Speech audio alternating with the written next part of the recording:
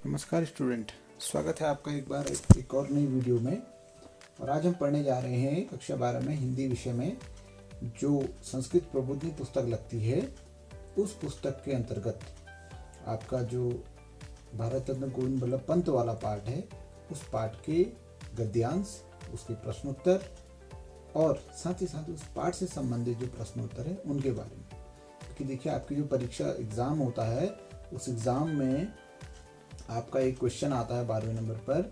उस क्वेश्चन में आपके गद्य पाठ जितने भी संस्कृत के हैं, उस गद्य पाठ में से एक गद्यांश दिया रहता है और उस गद्यांश से 4 प्रश्न दिए रहते हैं।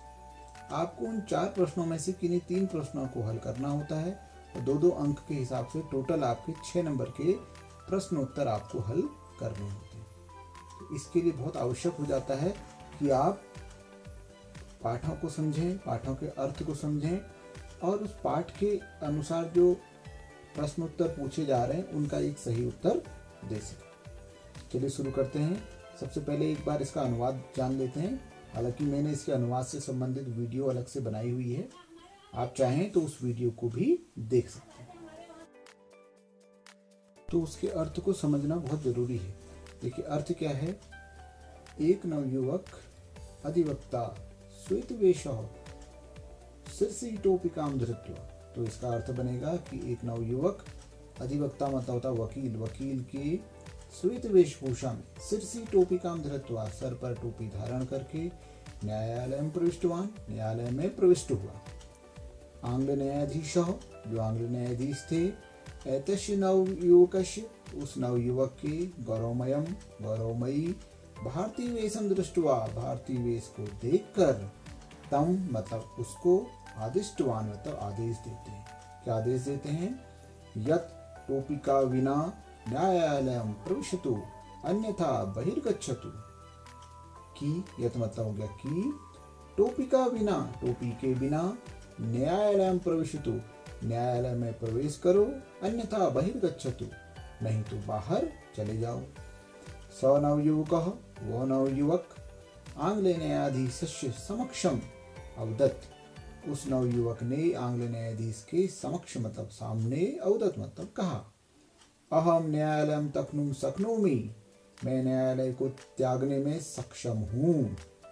परम मतलब किंतु, स्वटोपिका न निकास्यामि, अपनी टोपी नहीं निकालूंगा। यतो ही ऐसा, यह ही तो, मम मतलब मेरे, आत्मगौरवस्य आत्मगौरव का, विषय मतलब विषय, अस्ति मतलब है, यह ही तो मेरे आत्मगौरव का विषय है। तो ये तो इसका एक अर्थ हो गया। अब हम जब इसके प्रश्नोत्तरों की बात करते हैं तो ये जानना बहुत जरूरी हो जाता है कि वो प्रश्न क्या पूछा जा रहा है और उस प्रश्न का उत्तर किस तरीके से हम दे सकते हैं। देखिए, प्रश्न का उत्तर जो है आपको इस पैराग्राफ के अंदर जरूर मिल जाएगा, किंतु पहले प्रश्न का उत्तर पहली लाइन, दूसरे प्रश्न का उत्तर दूसरी लाइन नहीं होती है। आपको प्रश्न को पढ़ना पड़ेगा, उसको समझना पड़ेगा। हिंदी में जब आप उसको समझ जाएंगे कि वो क्या कहना चाह रहा है उस प्रश्न में, तब उस प्रश्न का उत्तर इस पूरे पैराग्राफ से छांटकर प्रश्न के अनुसार, याद रखना, पैराग्राफ से छांटना है और प्रश्न के अनुसार लिखना है। हालांकि ज़्यादातर प्रश्न ही होता है, उत्तर में भी कुछ ही शब्द उत्तर के होते हैं, अलग होते हैं, लेकिन लिखना आपको प्रश्न के अनुसार ही। अब जैसे पहला प्रश्न है, देखो क्या कह रहा है। कीदृशो नवयुवकः न्यायालयं प्रविष्टवान्, कैसा नवयुवक न्यायालय में प्रविष्ट हुआ। कैसा नवयुवक हुआ? उत्तर में लिखा है, देखो, अधिवक्ता नवयुवकः श्वेतवेषः सिरसि टोपिकां धृत्वा। अधिवक्ता मतलब वकील की वेशभूषा वाला, वकील के रूप में। नवयुवक, जो नवयुवक था, श्वेत वेश, सफेद वेशभूषा में, सर में टोपी धारण करके न्यायालय में प्रविष्ट हुआ। पहला प्रश्न का उत्तर हो गया। तो कीदृशों की जगह पर लिख दिया है अधिवक्ता नवयुवकः श्वेतवेषः सिरसि टोपिकां धृत्वा। अब दूसरा प्रश्न क्या है, देखिए। आंग्ल न्यायाधीशः नवयुवकस्य भारतीयं वेशं दृष्ट्वा किम आदिष्टवान्। तो इसका हिंदी होगा, देखो हिंदी में समझना जरूरी है। आंग्ल न्यायाधीश नवयुवक के भारतीय वेश को देखकर, कि मतलब क्या, आदिष्टवान क्या आदेश करते हैं, क्या कहते हैं उससे। वो कहते हैं, देखो, आंग्ल न्यायाधीश आदिष्टवान, आंग्ल न्यायाधीश आदेश देते हैं। क्या आदेश देते हैं? टोपिका विना न्यायालयम प्रविशितु अन्यथा बहिर्गच्छतु, कि टोपी के बिना, टोपी उतार कर न्यायालय में प्रवेश करो, अन्यथा बहिर्गच्छतु, नहीं तो बाहर चले जाओ। और आप सब लोग तो जानते ही हैं कि पंडित गोविंद बल्लभ पंत किस प्रकार की टोपी पहना करते थे। क्योंकि उत्तराखंड से वो संबंध रखते हैं, इसलिए हमारे कुमाऊं कल्चर की जो टोपी होती है सफेद रंग की, नाव की शेप की, उस प्रकार की टोपी को पहना करते हैं। तो आंग्ल न्यायाधीश उनसे कहते हैं कि टोपी के बिना न्यायालय में प्रवेश करो, नहीं तो बाहर चले जाओ, ऐसा कहते हैं।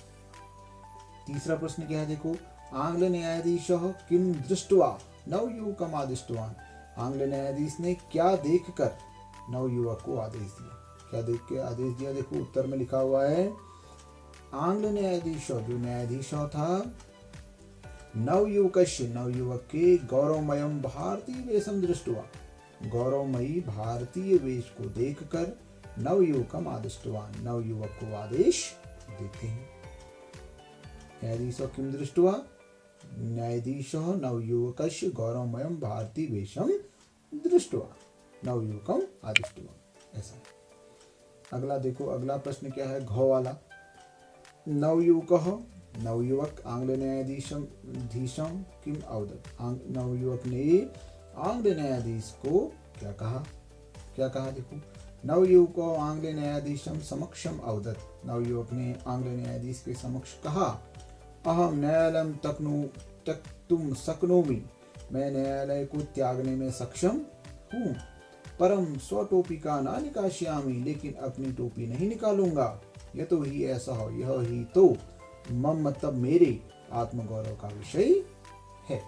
ऐसा पंडित गोविंद बल्लभ पंत, जो नवयुवक के रूप में भारतीय वेशभूषा धारण करके वहां प्रवेश करते हैं, वो ऐसा कहते हैं। और आपको इसका उत्तर यहाँ पर आसानी से मिल जाएगा। कहाँ मिलेगा? इस जगह पर देखिए, वो कहते हैं कि अहम न्यायालयम तक्नु शक्नोमि परम स्वटोपिका न निकाश्यामि यतो हि ऐसा मम आत्मगौरवस्य विषय अस्ति, ऐसा वो कहते हैं। ठीक है, फिर आगे क्या है देखो, अगला प्रश्न है धृत्वा, ये जो शब्द है, अत्र प्रकृति प्रत्यम प्रकृति निर्देश कुरुता, इस धृत्वा शब्द की प्रकृति प्रत्यय बताना है। देखिए ये व्याकरण का प्रश्न है, और मैंने आपसे पहले भी कहा है कि आप व्याकरण का प्रश्न बहुत अच्छा होता है, किंतु आपको उसके लिए व्याकरण का पूरा ज्ञान होना चाहिए। व्याकरण का ज्ञान नहीं है तो आप शायद उस प्रश्न को हल नहीं कर पाएंगे। फिर आगे क्या लिखा है देखो, मैंने आपसे कहा है कि व्याकरण वाले प्रश्न को तभी हल करें जब आपको इसके बारे में अच्छी सी जानकारी हो, अन्यथा आपसे गलत हो जाएगा। तो देखो धृत्वा का प्रकृति प्रत्यय जब यहाँ पर हम बात करते हैं तो ये लिखा है ध्री धन कत्वा, मिलकर धृत्वा बन जाता है, इसलिए आपको इस चीज़ का ज्ञान जब होगा तभी इस प्रश्न को हल करें। मैंने आपको पहले भी बताया कि कितने प्रश्न आते हैं, 4 में से कितने हल करने हैं, 3। तो अगर एक प्रश्न जो व्याकरण वाला आता भी है यदि, तो उसको आप छोड़ दें अगर नहीं आ रहा है तो, और 3 प्रश्न जो आपके इस गद्यांश से संबंधित है, मतलब जिसके उत्तर आपको गद्यांश के अंदर मिल जाएंगे, उन 3 प्रश्नों को हल कीजिए, 6 नंबर अच्छे से आ जाएंगे। हाँ, अगर आपको व्याकरण वाला प्रश्न आता है अच्छे से, संधि इत्यादि कुछ भी पूछ सकता है, तो आप उसको भी हल कर सकते हैं, ऐसी कोई बात नहीं। ठीक है, चलिए आगे बढ़ते हैं और अंतिम प्रश्न की बात करते हैं। नवयुवकः किम न निकाश्यति, नवयुवक क्या नहीं निकालेगा, ऐसा कहते हैं। वो कहते हैं नवयुवकः स्वटोपिकाम न निकाश्यति, अपनी टोपी नहीं निकालेगा, ऐसा नवयुवक कहता है कि वो अपनी टोपी नहीं निकालेगा। चलिए फिर आगे पढ़ते हैं, देखो अब क्या लिखा है। आगे लिखा है पंडित गोविंद बल्लभ पंतस्य प्रारंभिक शिक्षा, पंडित गोविंद बल्लभ पंत की प्रारंभिक शिक्षा तस्य उनके नाना श्री बद्रीधर जोशी महोदय के घर में स्थित रहकर हुई। उनके नाना किसी आंग्ल अधिकारी के मुख्य सहायक थे। पंडित गोविंद बल्लभ पंत की उच्च शिक्षा के प्रसिद्ध केंद्र प्रयागनगर में संपन्न हुई। प्रयागनगर में सहमतः वह श्रेष्ठ राजनीतिज्ञों के संपर्क में आए। आपको याद रखना है कि उच्च शिक्षा कहाँ संपन्न हुई, प्रयागनगर में, और प्रयागनगर में ही वो श्रेष्ठ राजनीतिज्ञों के संपर्क में आए। ततः एव तस्य राजनीतिज्ञं जीवनम आरब्धम, वहाँ ही उनका राजनीतिक जीवन आरंभ हुआ। विधि शिक्षा के अध्ययन के अंत में, विधि शिक्षा मतलब कानून की शिक्षा के अध्ययन के बाद वह अधिवृक्त मतलब अधिवक्ता अर्थात वकील के रूप में जीविकोपार्जनम आरब्धवान, जीविकापार्जन उन्होंने प्रारंभ कर दिया। फिर आगे क्या लिखा है, समाजोत्थानाय, समाज के उत्थान के लिए विविध कार्यों को करते हुए सह मतलब वह जीवन के उच्च शिक्षण प्राप्तवान, उच्च शिखर को प्राप्त हुए। आरंभिक काल में, आरंभ काले तस्य राजनीतिक क्षेत्रम, उनका राजनीतिक जो क्षेत्र था, उत्तराखंडम एव, उत्तराखंड ही, आसीत मतलब था, परम मतलब किंतु, शनै शनै मतलब धीरे धीरे, तस्य मतलब उनके व्यक्तित्व का प्रभाव राष्ट्रव्यापी हो गया। अब इसके प्रश्नोत्तरों को हम बनाएंगे। तो देखिए पहला प्रश्न क्या कहता है, गोविंद बल्लभ पंतस्य उच्च शिक्षा कस्मिन् नगरे, किस नगर में संपन्न हुई, संपन्ना अभवत मतलब होता है संपन्न हुई, किस नगर में संपन्न हुई। उत्तर में देखो ज़्यादातर प्रश्न ही मिलेगा आपको। पंडित गोविंद बल्लभ पंतस्य उच्च शिक्षा, शिक्षा या प्रसिद्ध केंद्र, शिक्षा के प्रसिद्ध केंद्र कहाँ, प्रयागनगरी, प्रयागनगर में संपन्न हुई। और इस प्रश्न में अगर आप इस वाले को ना भी लिखें तो भी कोई ऐसी बात नहीं है, आप सीधे सीधे ऐसा भी लिख सकते हैं, पंडित गोविंद बल्लभ पंतस्य उच्च शिक्षा प्रयागनगरे संपन्ना अभवत, प्रयागनगर में संपन्न हुई। दूसरा प्रश्न क्या है देखो, प्रयागनगरे सौ केसाम संपर्के आगच्छत, प्रयागनगर में वह किसके संपर्क में आए, प्रयागनगरे सह वह, प्रयागनगर में वह श्रेष्ठ राजनीतिज्ञ नाम, श्रेष्ठ राजनीतिज्ञों के संपर्क में आए। फिर अगला क्या है देखो, विधि शिक्षाया अध्ययनान्ते, विधि शिक्षा मतलब कानून की शिक्षा के अध्ययन के बाद, सौ मतलब वह, केन उपायेन किस उपाय से, जीविकोपार्जनम आरब्धवान, जीविका उपार्जन करने लगे, कौन से उपाय से। तो उत्तर में क्या लिखा है देखो, विधि शिक्षाया, विधि शिक्षा के अध्ययन के अंत में वह अधिवृक्त रूपेण, अधिवक्ता के रूप में, जीविकोपार्जनम आरब्धवान, जीविकापार्जन करने लगे। अधिवक्ता मतलब वकील के रूप में उन्होंने अपना जीवन चलाया। अगला प्रश्न क्या है देखिए, आरंभ काले तस्य राजनीतिक क्षेत्रम किम आसीत, आरंभिक काल में उनका, तस्य मतलब उनका, राजनीतिक क्षेत्र क्या था। आरंभिक काल में तस्य राजनीतिक क्षेत्रम, उनका राजनीतिक क्षेत्र, उत्तराखंडम एव आसीत, उत्तराखंड ही था। तस्य राजनीतिज्ञम जीवनम कुतो आरब्धम, उनका राजनीतिक जीवन कहाँ आरंभ हुआ, तस्य राजनीतिकम जीवनम प्रयागनगरात आरब्धम, उनका राजनीतिक जो जीवन था वह प्रयागनगर, जहाँ से उन्होंने उच्च शिक्षा भी ग्रहण करी थी, वहाँ आरंभ हुआ। कुतः की जगह पे क्या लिख दिया है, प्रयागनगरात। और अगला प्रश्न है, अध्ययनान्ते, अध्ययन के अंत में, सह किम अकरोत, उन्होंने क्या किया। फिर उत्तर में है देखो, अध्ययनान्ते सह, अध्ययन के बाद उन्होंने अधिवृक्त रूपेण, अधिवक्ता के रूप में, जीविकोपार्जनम, आजीविका चलाना प्रारंभ किया, जीविकोपार्जनम अकरोत। तो ये आपका दूसरा हो गया। चलिए तीसरी की तरफ बढ़ते हैं, ये भी एक महत्वपूर्ण पैरा है। देखो क्या लिखा हुआ है, साइमन आयोग के राष्ट्रव्यापी के समय में पंडित जवाहरलाल नेहरू महोदय की प्राणों की रक्षा के लिए आरक्षकाणाम मतलब होता है सैनिकों के दंड प्रहारान मतलब लाठियों के प्रहार को सह उन्होंने अपने ऊपर सहा। तस्मात् कारणात् इसके कारण, आजीवन मतलब जीवन भर, तस्य शिरः कंपते स्म उनका जो सिर था वह कांपता था। 1930 तमे वर्षे 1930 वर्ष में ऐसा ये उत्तराखंड में लवण सत्याग्रह आंदोलनस्य, उत्तराखंड में लवण सत्याग्रह मतलब नमक सत्याग्रह जो आंदोलन था इसका नेतृत्व इन्होंने किया। सत्याग्रह आंदोलन समय, सत्याग्रह आंदोलन के समय में 100 कारागार प्रेषित, वो कारागार भी भेजे गए। अब पहला प्रश्न क्या बनता है देखो इससे, 1930 तमे वर्षे गोविंद बल्लभ पंत कस्य आंदोलनस्य नेतृत्वम् अकरोत्, किस आंदोलन का नेतृत्व किया उन्होंने? तो 1930 तमे वर्षे गोविंद बल्लभ पंत लवण सत्याग्रह आंदोलनस्य, लवण सत्याग्रह आंदोलन का नेतृत्व उन्होंने किया। फिर अगला प्रश्न है देखो, सत्याग्रह आंदोलन समय, सत्याग्रह आंदोलन के समय में सह कुत्र प्रेषित, उन्हें कहाँ भेजा गया? और उत्तर है सत्याग्रह आंदोलन समय सह कारागारम प्रेषित, उनको कारागार में भेजा गया। सह कदा नेहरू महोदयस्य प्राण रक्षायै आरक्षकाणां दंड प्रहारान् स्वस्य उपरि असहत्, उन्होंने कब नेहरू महोदय की प्राणों की रक्षा के लिए आरक्षकाणा मतलब सैनिकों के लाठियों के प्रहार को अपने ऊपर सहा? तो उत्तर में क्या है?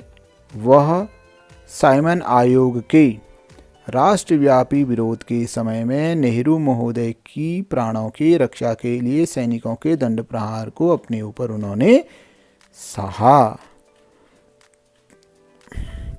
तो उत्तर में लिखा है देखो, सह साइमन आयोगस्य राष्ट्रव्यापी विरोध समय, कौन से समय में? साइमन आयोग के राष्ट्रव्यापी विरोध समय में नेहरू महोदय की प्राणों की रक्षा के लिए सैनिकों के दंड प्रहार को अपने ऊपर सहा। अगला प्रश्न है देखो, दंड प्रहार कारणात् किम अभवत्, दंड प्रहार के कारण क्या हुआ? लाठियों के प्रहार के कारण क्या हुआ? उत्तर में है दंड प्रहार कारणात् आजीवनम तस्य शिरः कंप्यते स्म, आजीवन मतलब जीवन भर उनका सिर कांपता था लाठियों के प्रहार के कारण। तो ये एक पैराग्राफ हो गया और इससे संबंधित प्रश्न उत्तर।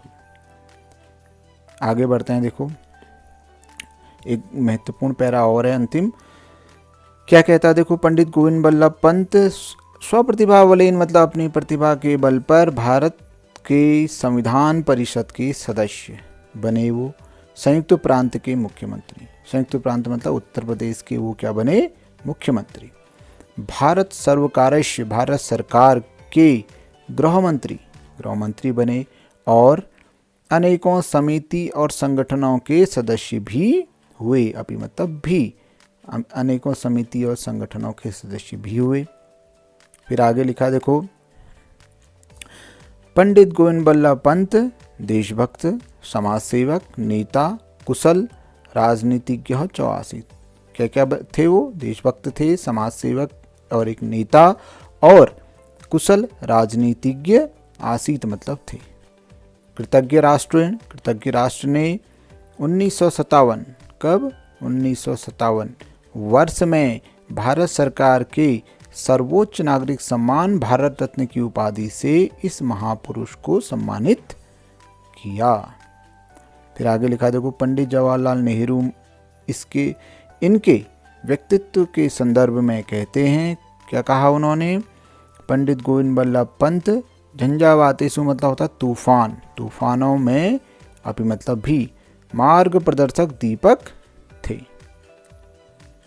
पंडित गोविंद बल्लभ पंत 1961 वर्ष में मार्च महीने की 7 दिनांक को यही लोकम परित्यज्य, इस लोक को परित्याग करके दिवम जगाम मतलब दिव्य लोक चले गए। परंतु मतलब किंतु अश्य इनकी कीर्ति की कौमुदी सदैव जनानाम लोगों का मार्गदर्शनम करिष्यति, मार्गदर्शन करेगी।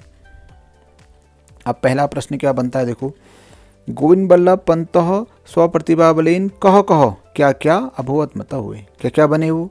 देखो, गोविंद बल्लभ पंत स्वप्रतिभा बलेन भारतस्य संविधान परिषद सदस्य, ये उत्तर आपको यहाँ पर आराम से मिल जाएगा, ध्यान से आप ढूंढेंगे।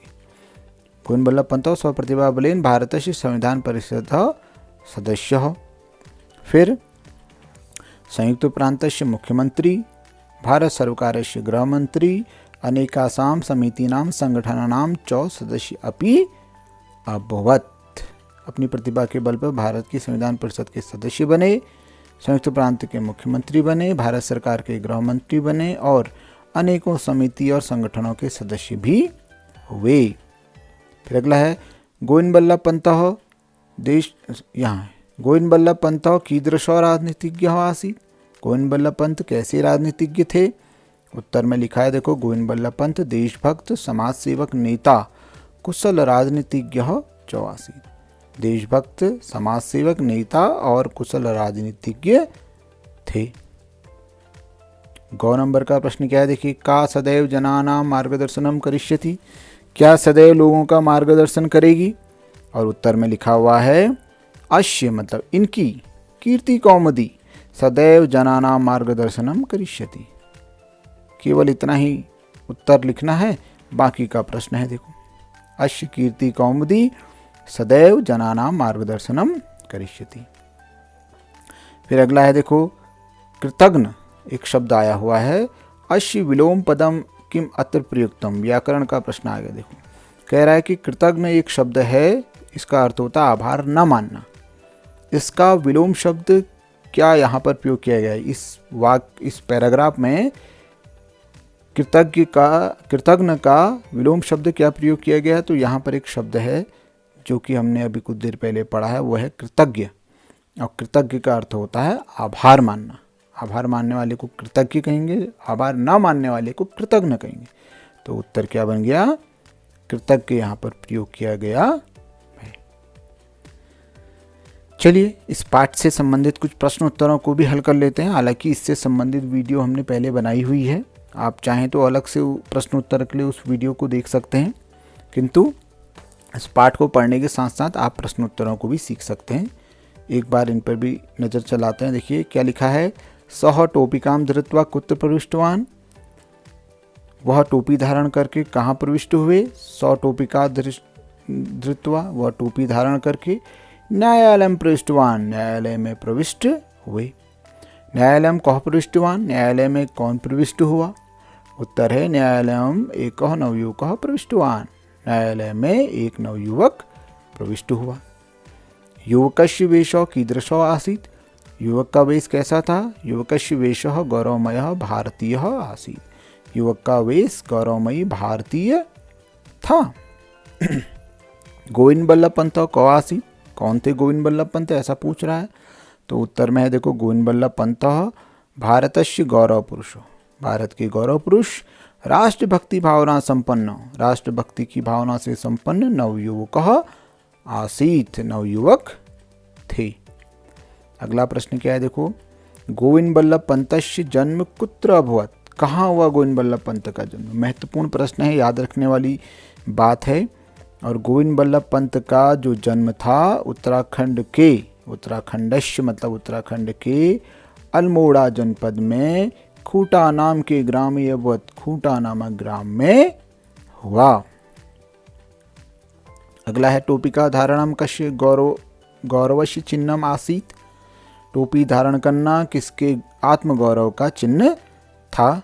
उत्तर है देखो, टोपिका धारणम गोविंद बल्लभ पंतस्य। कस्य की जगह पर क्या आएगा? गोविंद बल्लभ पंतस्य। आत्मगौरवस्य चिन्हम आसीत्, आत्मगौरव का चिन्ह था। फिर देखो अगला क्या है, गोविंद बल्लभ पंतस्य पितु नाम किम आसीत्। गोविंद बल्लभ पंत के पिता का क्या नाम था? गोविंद बल्लभ पंतस्य पितु नाम श्री मनोरथ पंतः आसीत्, श्री मनोरथ पंत था। 1957 तमे वर्षे भारत रत्न कस्मै प्रदत्तम। और उत्तर में है 1957 तमे वर्षे भारत रत्न गोविंद बल्लभ पंथाय, गोविंद बल्लभ पंथ के लिए, पंथाय इसीलिए लिखा गया, पंथ के लिए दिया गया। अगला प्रश्न क्या कहता है देखो, 90 नंबर का प्रश्न, गोविंद बल्लभ पंतस्य उच्च शिक्षा कुत्र संपन्ना अभवत्। कहाँ हुई? और उत्तर में लिखा है देखो, गोविंद बल्लभ पंतस्य उच्च शिक्षा प्रयागनगरे, प्रयागनगर में संपन्न हुई। बहुत महत्वपूर्ण प्रश्न है, देखो कितने बार पूछा गया है। कहाँ संपन्न हुई उच्च शिक्षा? प्रयागनगरी, इतना ही याद रखना है बस। गोविंद बल्लभ पंतः कस्य प्रान्तस्य राज्यस्य मुख्यमंत्री अभवत्। ये भी महत्वपूर्ण प्रश्न है, याद रखना है। गोविंद बल्लभ पंत संयुक्त प्रान्तस्य, संयुक्त प्रांत के मुख्यमंत्री हुए। अगला प्रश्न क्या है देखो, गोविंद बल्लभ पंतस्य व्यक्तित्व संदर्भे पंडित जवाहरलाल नेहरू की मुक्तवान। गोविंद बल्लभ पंत के व्यक्तित्व के संदर्भ में जवाहरलाल नेहरू ने क्या कहा? पंडित गोविंद बल्लभ पंतस्य व्यक्तित्व संदर्भे पंडित जवाहरलाल नेहरू उक्तवान। पंडित गोविंद बल्लभ पंत के व्यक्तित्व के संदर्भ में पंडित जवाहरलाल नेहरू ने कहा, क्या कहा? पंडित गोविंद बल्लभ पंत झंझावातेषु, क्या बताया था मैंने? तूफानों में भी मार्गदर्शक दीपक आसीत, मार्गदर्शक दीपक थे, ऐसा वो कहते हैं। देखिए 12वें नंबर का प्रश्न है, मार्ग प्रदर्शक दीपक क आसीत, मार्ग प्रदर्शक दीपक कौन थे? उत्तर है मार्ग प्रदर्शक दीपक पंडित गोविंद बल्लभ पंत आसीत, पंडित गोविंद बल्लभ पंत थे। कस्मिन् दिनांके गोविंद बल्लभ पंत इलोकम परित्यज्यति स्म? उत्तर में है 7 मार्च दिनांके, 7 मार्च 1961 को। तो 7 मार्च दिनांके गोविंद बल्लभ पंत इहलोकम परित्यज्यति स्म। बाकी तो पूरा ही प्रश्न ही है, देखिए यहाँ से यहाँ तक पूरा प्रश्न है। आपको केवल दिनांक याद रखने, और दिनांक कितनी है? 7 मार्च। तो इस प्रकार से अगर आप देखेंगे तो आप इस पाठ के आपने गद्यांश पढ़े, उसके प्रश्नोत्तर पढ़े, और साथ ही साथ इस पाठ से संबंधित जो प्रश्नोत्तर हैं वो भी पढ़े हैं। देखिए आपके जो क्वेश्चन पेपर है उसमें एक 14 नंबर पर एक क्वेश्चन आता है जिसमें आपको संस्कृत पाठों के प्रश्नोत्तर दिए रहते हैं। टोटल वहाँ 8 प्रश्न आते हैं। उन 8 में से आपको जो भी 5 प्रश्न आते हैं उनके आपने उत्तर देने होते हैं, और प्रत्येक होता है 2 नंबर का। इस प्रकार से टोटल 10 नंबर के प्रश्नोत्तर आपके संस्कृत पाठों में से आते हैं। 13 हमने यहाँ हल कर दिए, 13 में से 1-2 अगर यहाँ आ गए और आपको ये पाठ अच्छे से आता है तो बड़ी आसानी से आपके बहुत अच्छे नंबर आ सकते हैं। दूसरा एक बात ज़रूर बताना चाहूँगा, संस्कृत में फुल बट्टे फुल नंबर आते हैं। 30 नंबर की संस्कृत होती है, आप पूरे 30 नंबर ला सकते हो, बशर्ते की मेहनत करने की आवश्यकता है। तो ये पाठ मैंने आपको समझा भी दिया है, इसके प्रश्नोत्तर भी बता दिए हैं, और खूब मेहनत करके पढ़ाई कीजिए। आने वाले समय में आपकी परीक्षाएं आने वाली हैं, इसलिए बहुत आवश्यक है कि अब आप अपनी पढ़ाई के ऊपर ज़्यादा फोकस कीजिए। तो आज की वीडियो में बस इतना ही।